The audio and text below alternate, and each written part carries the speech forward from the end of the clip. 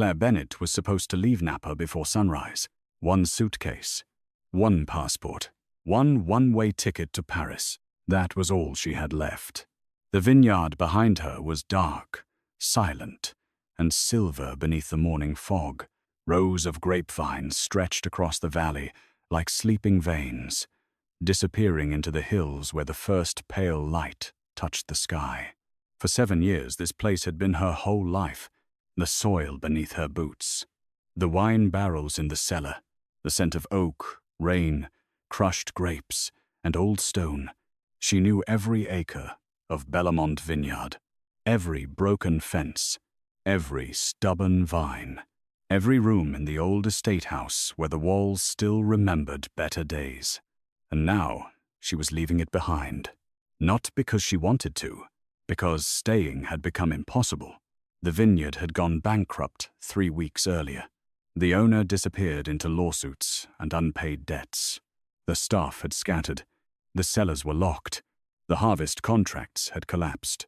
And Claire, the youngest head winemaking expert Belmont had ever hired, had spent the last 21 days watching her dream rot from the roots up. France was supposed to be an escape, a clean beginning.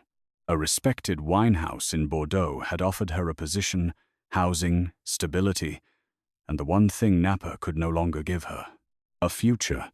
She tightened her hand around the handle of her suitcase and stepped onto the dirt road that led out of the vineyard. Then headlights appeared through the fog. At first, Claire thought it was 1 car, then 2, then 6, then more. Black SUVs emerged from the mist one by one, rolling silently down the road until they formed a wall across the only exit. Claire stopped walking. Her breath caught. The valley went still. Every instinct in her body told her to turn around. But before she could move, the door of the center SUV opened. A man stepped out, tall, calm, dressed in a black coat that looked too expensive for a dirt road before dawn. He didn't hurry. He didn't shout. He didn't need to. The men around him stayed silent, waiting for his movement, his breath, his permission. That was the first thing Claire noticed. Not the cars, not the suits, not the quiet threat in the air. The obedience. Whoever this man was, the world around him seemed to bend without being asked. He walked toward her through the fog. Claire forced herself not to step back.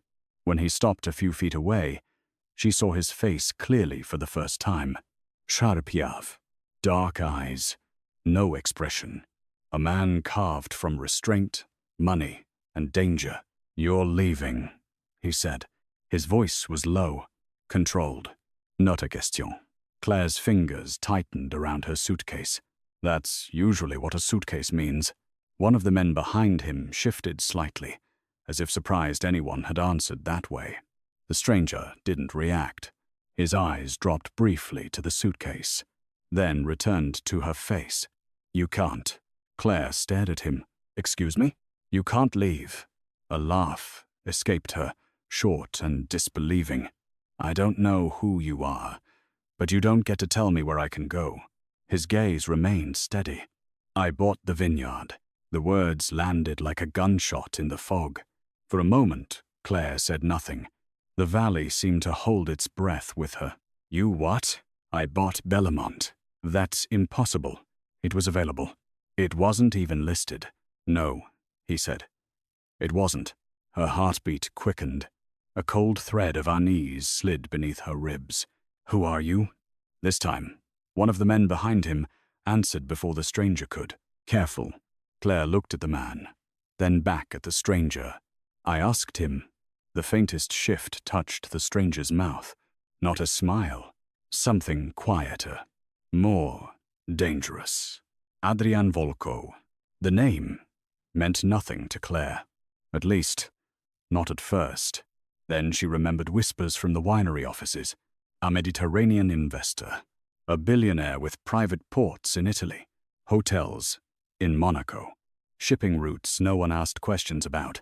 A man, rumored to own politicians, judges, banks, and men who disappeared when he was finished with them.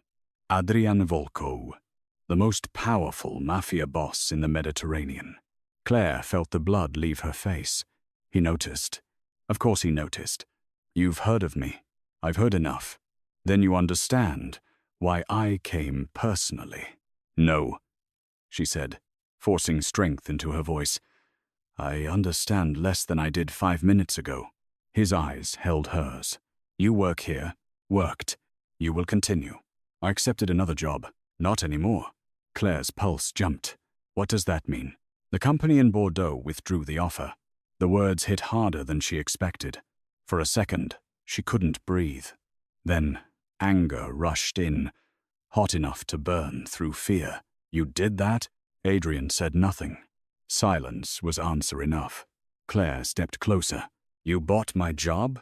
I removed a risk. You ruined my future. I protected it. The calmness in his voice infuriated her. You don't know anything about my future. I know enough. No. You know money. You know power.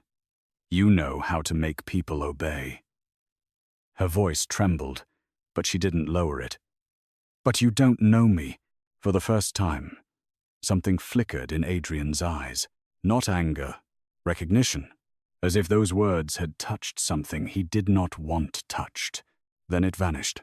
Go back to the house, he said. Claire stared at him. You really think I'm going to obey you? No.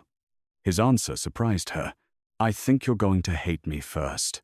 The fog moved between them, cold, white, ghost-like. And after that? Claire asked. Adrian's gaze dropped to her suitcase again. After that, you're going to survive. Before she could answer, he turned away. His men opened a path toward the estate house. Not out of kindness, out of command. Claire stood frozen on the road, suitcase still in her hand, watching the man who had just purchased the ruins of her life walk back into the fog like he already owned every part of the morning. And maybe he did. By noon, Bellamont Vineyard belonged to Adrian Volkov. By 2, every gate had armed security. By 4, every staff member received a contract extension with triple pay. By sunset, the estate house had power again. The cellar locks had been changed, and a helicopter landed on the hill behind the tasting room. Claire watched all of it from the second-floor office that used to belong to her former employer. No one had asked her permission. No one had explained anything. Men in dark suits moved through the property with silent efficiency. Accountants arrived. Lawyers arrived. Security consultants arrived. A private chef arrived, which somehow offended her more than the armed guards. The vineyard had been dead that morning. By evening, it was breathing again, but not like before. Now it felt occupied. Claire stood by the window, arms crossed, watching Adrian speak to a group of men near the old stone fountain. He stood with his hands in his coat pockets, expression unreadable. Everyone around him listened. Nobody interrupted. Nobody disagreed. It made her uneasy. Not because he was loud, because he wasn't. Power like his didn't need volume. A knock came at the door. Claire didn't turn. Come in. The door opened. Her assistant winemaker, Mara, stepped inside holding a folder against her chest. Mara was 52, brilliant, loyal, and too tired to be impressed by rich men. You're going to want to see this, she said. Claire turned. What now? Mara placed the folder on the desk. New employment contract. I'm not signing anything. Look at the salary. Claire gave her a look. Mara shrugged. I'm just saying. If a crime lord wants to pay me enough to retire in Tuscany, I'm at least reading page 1. Claire opened the folder despite herself, then froze. The number at the top of the contract looked unreal. Triple her previous salary. Full creative control over production. A guaranteed 10-year restoration budget. Permanent housing. Profit share. Legal protection. Medical benefits for every staff member. It was absurd. It was perfect. It was a trap. Claire closed the folder. No. Mara tilted her head. No? No. Claire, He doesn't get to buy my consent. Mara's expression softened. I didn't say he did. Claire looked back toward the window. Adrian was still outside. Stick on. Still impossible to ignore. He bought Bordeaux, Claire said quietly. Mara went still. What? The job offer. He made them withdraw it. Mara's face darkened. That's different. Yes, that's not generous. No. Mara came to stand beside her. Together, they watched Adrian turn slightly, as if he felt their eyes on him from across the property. His gaze lifted to the second-floor window, directly to Claire. She stepped back before she could stop herself. Mara noticed. So, Mara said quietly. That's him. Claire swallowed. That's him. The new owner. The new problem. Mara's eyes remained on the man outside. Men like him don't buy broken vineyards for wine. Claire didn't answer, because she already knew. Adrian Volkov had not come to Napa for grapes. He had come for her, and she had no idea why. The first weekend in the Volkov's ownership felt like living inside a beautifully decorated cage. The vineyard reopened. The staff returned. The cellars filled with movement again. But Claire saw the edges of control everywhere. A guard near the tasting room. A black SUV at the east gate. Security cameras installed above the barrel cellar. Men on the ridge overlooking the vines. Polite men. Silent men. Dangerous men. She tried to leave 3 times. The first time, her car refused to start. The second, the main road was blocked by a security inspection. The third, she called a rideshare and watched the driver cancel before he ever reached the gate. That evening, she walked straight into the estate dining room where Adrian was holding a private meeting with 6 men in tailored suits. She didn't knock. Every conversation stopped. Adrian looked up from the head of the table. Claire threw her car keys onto the polished wood. The sound echoed through the room. Fix my car. One of the men stood. Adrien lifted one finger. The man sat down. Immediately. Claire hated how much that small gesture revealed. Adrian leaned back slightly. Your car is being inspected. My car is being held hostage. It had a brake issue. It did not. It does now. Her eyes narrowed. You damaged my car. I prevented you from driving it down a road where someone tried to kill you yesterday. The room went cold. Claire Zenger faltered. What? Adrian said something in Italian to the men at the table. They rose immediately and left the room. The doors closed behind them. Now only the 2 of them remained. The chandelier above cast gold light across the table. Outside, rain began to tap against the windows. Claire hated that her hands suddenly felt cold. What did you just say? Adrian stood. Slowly. Someone tampered with your brakes 2 nights ago. That's not true. It is. Why didn't you tell me? Because you were already determined to leave. And that gives you the right to lie? It gave me the responsibility to stop you. Claire laughed once, humorless. You have an incredible talent for making imprisonment sound noble. His jaw tightened slightly. I haven't imprisoned you. No. You bought my job, my vineyard, blocked my car, stationed men at every exit, and told me I can't leave. For now. For now? Her voice rose. You don't own me. No. The answer came too quickly, too firmly. Something in it made her pause. Adrian looked at her from across the table. I own land, companies, debts, names, silence. His voice lowered. Not people. Claire held his gazer. Then let me go. For the first time. He didn't answer immediately. That silence terrified her more than refusal. Finally he said, I can't. You mean you won't? No, he said. I mean I can't. The rain thickened against the glass. Claire felt the first crack in the mystery. Small, dark, impossible to ignore. Who's trying to kill me? Adrian looked away. Just for a second. But she saw it. The hesitation. The calculation. The thing he was not ready to say. I don't know yet. Claire stepped closer. Liar. His eyes snapped back to hers. Nobody had moved that quickly around him all week. Nobody had spoken to him that way. But Claire couldn't stop. You didn't buy an entire estate because of one brake line. You didn't shut down my life because of a vague threat. Her voice shook now, but she kept going. You know something. Adrian crossed the room slowly. Claire didn't step back. She refused. When he stopped in front of her, the air between them felt too thin, too charged, too dangerous.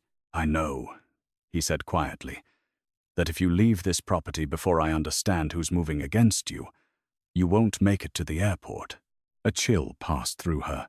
His voice held no drama, no exaggeration, only certainty.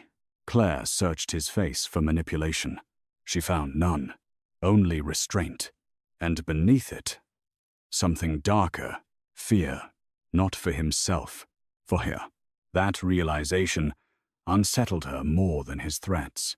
Before she could respond, Adrian reached into his coat and placed a small envelope on the table. Claire stared at it. What's that? Proof that someone has been watching you. She didn't move. Adrian's eyes held hers. Open it. Claire didn't want to, but she did. Inside were photographs. Here, at the vineyard, at the cafe in town, at the farmer's market, leaving her rented cottage, sitting alone in her car, walking through the vines at sunrise. Some were recent. Some were months old. One was from 2 years ago. Claire's stomach turned. Her voice came out barely above a whisper. How long? Adrian's expression became unreadable again. We're still finding them. She backed away from the table. The room tilted slightly. Someone had been watching her for years. Not Adrian's men. Someone else. Someone who had followed her before he arrived. Someone who knew her routine, her roads, her house, her job, her dreams, her escape to France. Everything.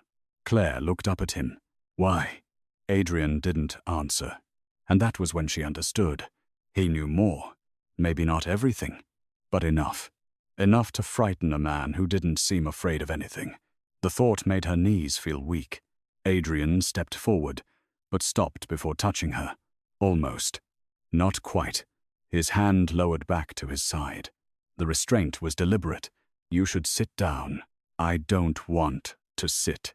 You're shaking. I said I don't want to sit. Something flashed across his face. Not irritation. Concern. It vanished quickly. But not fast enough. Claire saw it. And seeing concern from a man like Adrian Volkov felt like standing too close to a fire. Beautiful. Dangerous. Wrong. She gathered the photographs with trembling fingers and pushed them back into the envelope. I want the truth. You'll get it. When? When I know it won't destroy you. The words struck deep. Claire stared at him. You don't get to decide what breaks me. No, Adrian said softly, but I can decide what reaches you while I'm still standing in front of it. The room went silent. That was the first moment Claire truly understood the danger of him. Not his money, not his guards, not the rumors. The danger was how easily he made protection sound like devotion, and how much some wounded part of her wanted to believe him. That night, Claire didn't sleep.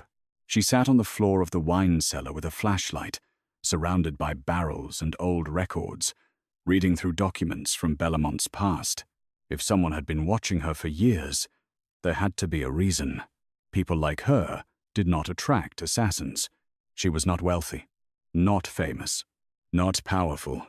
Her parents were dead. Her childhood had been ordinary.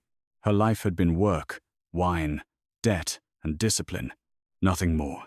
At least, that was what she had always believed. Near 3 a.m, she found the first inconsistency. A file from 28 years ago. Land ownership records. A signature from a man she didn't recognize. Nicolas Renaud. The name meant nothing. But beneath it was another name. Bennett. Her mother's surname. Claire sat very still. The cellar seemed to grow colder. She opened another file, then another. By dawn, the floor around her was covered in records linking Belmont Vineyard to shell companies, offshore accounts, and names she had never heard before. One document contained a phrase in French: Renault, inheritance transfer. Claire read it 3 times. Inheritance. Before she could process what it meant, footsteps descended the cellar stairs. She looked up. Adrian stood in the doorway. His black coat was gone. His sleeves were rolled to his forearms. He looked like he had not slept either. His eyes moved over the papers, then to her face. "You found it." Claire slowly stood. "What is this?" He said nothing. "What is the Renault inheritance?" Silence. Her throat tightened. Who was Nicolas Renault? Adrian's expression hardened. Not at her. At the name. A dead man. Claire stepped closer, holding the paper between them. "Why is my mother's name connected to him?" Adrian's eyes locked onto hers. For the first time since they met, the powerful calm around him fractured. Only slightly, but enough. And Claire realized the answer before he spoke. Nicolas Renault was not just a dead man. He was part of her, part of the secret buried beneath her life, part of the reason someone had followed her, part of the reason Adrian Volkov had bought an entire vineyard just to stop her from leaving. Then a phone rang. Adrian answered without looking away from Claire. He listened. His face changed. Not much, but enough to turn the air dangerous. When he ended the call, he gave one order to the men upstairs: lock down the estate. Claire's stomach dropped. "What happened?" Adrian looked at her. "They found your cottage." Her voice disappeared. "What?" "It burned 20 minutes ago." The words hit like ice. Claire's rented home, her clothes, her books, her photographs, her life. Gone. Adrian stepped closer. This time, he did not stop at a distance. He took the paper gently from her hand and placed it on the barrel beside them. Then, his gaze returned to hers. "They know you found the file." Claire could barely breathe. "Who are they?" Above them, alarms began to echo across the estate. Security lights swept through the cellar windows. Somewhere outside, engines started. Men shouted in Italian. The vineyard, once quiet and golden, had become a fortress. Adrian stood in front of Claire, as if the entire world would have to pass through him first. His voice lowered. "The people who killed your father." Claire went still. "My father died in a car accident." Adrian's eyes held hers. "No, Claire." The cellar seemed to fall away beneath her. He didn't. And before she could ask another question, the first gunshot cracked across the vineyard. The first gunshot echoed across Belmont Vineyard like thunder. Armed guards rushed through the estate, while floodlights swept across the rows of grapevines. Claire stood frozen inside the wine cellar. Her father's death, her burned cottage, the photographs, none of it had been an accident. Adrian stepped in front of her without hesitation. "Stay behind me." His voice was calm, but every guard immediately drew their weapons. Within minutes, the attackers disappeared into the darkness. They had not come to kill. They had come to send a message. Adrian wasted no time. "You can't stay here anymore." Claire wanted answers, but instead she found herself boarding Adrian's private helicopter before sunrise. As Belmont disappeared beneath the clouds, she looked down at the vineyard one last time. She no longer knew whether it had ever truly been home. Several hours later, they landed at a secluded estate overlooking the Mediterranean Sea.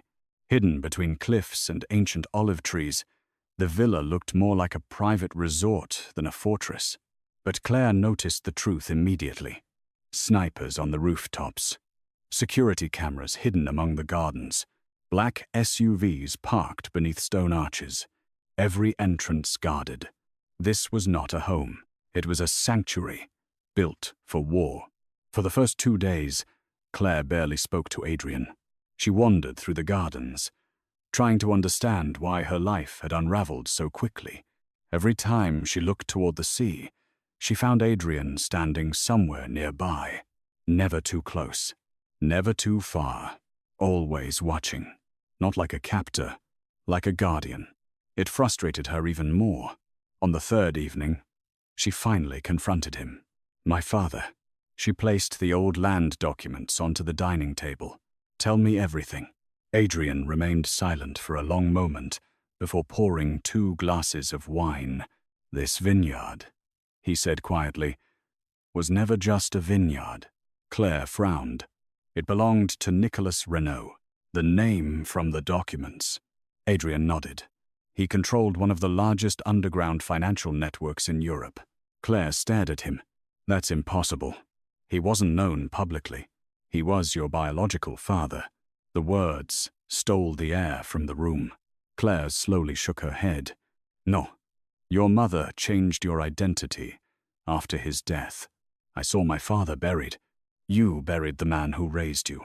Adrian's eyes never left hers. "The man you called Dad loved you as his own. But Nicholas Renault was your real father." Claire felt the room spinning. Every memory of her childhood suddenly felt uncertain. Every answer created 10 more questions. "If that's true," she swallowed, "why didn't anyone tell me?" "Because your father was murdered, and everyone believed his daughter died with him." For the first time, Adrian told her why he had really come to Napa. Years earlier, encrypted financial records connected to the Renault organization had resurfaced. Every trail led back to Bellamont Vineyard. Then, Claire's name appeared. At first, Adrian believed she was another pawn, so he quietly investigated. He watched from a distance. He learned she knew nothing. She simply loved making wine. She spent every paycheck helping the vineyard survive. She cared for elderly workers when they became sick. She worked through storms while everyone else went home. The closer Adrian looked, the more impossible it became to walk away. What started as an investigation, he admitted, became something else. Claire looked at him. "You've been watching me for years." "Yes. Those photographs. Während meiner." She looked confused. "I had people keeping you alive. The others, they were hunting you." Silence settled between them. For the first time, Claire understood why Adrian always seemed to know where she was. He had never been stalking her. He had been staying one step ahead of someone else. Days passed. The walls between them slowly began to crack. Claire joined Adrian during evening walks through the vineyards surrounding the estate. Sometimes they spoke. Sometimes they simply listened to the waves. She noticed how carefully he respected her space. Whenever she stumbled on rocky paths, he reached toward her, then stopped himself. Whenever danger reports arrived, he quietly increased security without mentioning it. Whenever nightmares woke her in the middle of the night, she found lights still burning in his office. He rarely slept. Neither did she. One rainy evening, Claire discovered a locked room inside the villa. Inside were maps, photographs, surveillance report. Every page carried her name, not because Adrian was obsessed, because someone else had been hunting her since she was a child. Pinned to the center wall was one sentence: "Protect Claire Bennett at all costs." Below it was Adrian's signature. Claire stood speechless. At that moment, Adrian appeared behind her. "I never wanted you to see this." She turned slowly. "How long?" 12 years. "You've protected me for 12 years?" He nodded once. "I made a promise." "To who?" Adrian looked toward the rain outside. "Your father." Claire's heart stopped. "My father knew you?" "He saved my life before he died, and before he was murdered. He made me promise one thing: find his daughter, keep her alive, no matter what it costs." Tears filled Claire's eyes. Everything she believed about Adrian shifted. The controlling stranger, the man who bought her vineyard, the billionaire who destroyed her future, had actually spent 12 years making sure she survived long enough to have one. Before either of them could say another word, an explosion shook the entire villa. Windows shattered. Alarms screamed through the estate. Gunfire erupted outside. A security officer burst into the room. "Mr. Volkov, they found us." Adrian immediately pulled Claire behind him. His expression became cold once again. The Mafia Boss had returned. "They're here for the Renault heir." He looked directly into Claire's frightened eyes. "This ends tonight." The explosion shook the villa from its foundations. Glass shattered across the marble floor as armed guards rushed into position. Outside, automatic gunfire echoed through the olive groves. Adrian immediately pulled Claire behind him. "Stay with me," he said. For the first time since they met, Claire didn't argue. She trusted him.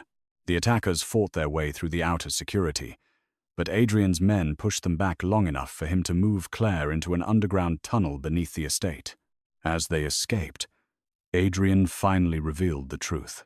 Years ago, Nicolas Renault had uncovered an international money laundering network involving several powerful mafia families.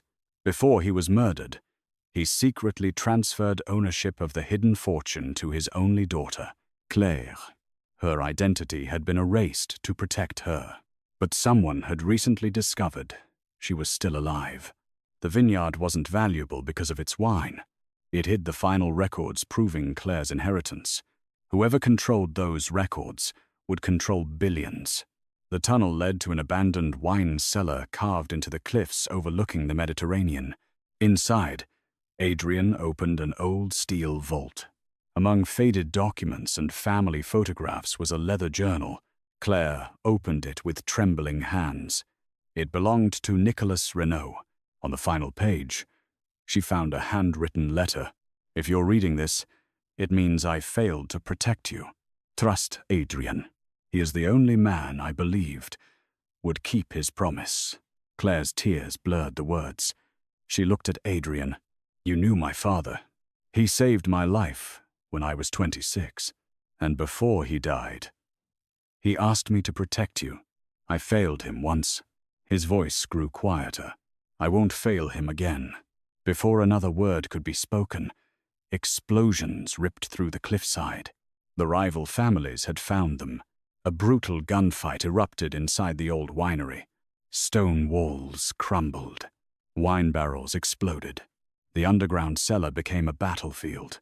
Claire tried to help an injured guard while Adrian fought through wave after wave of attackers.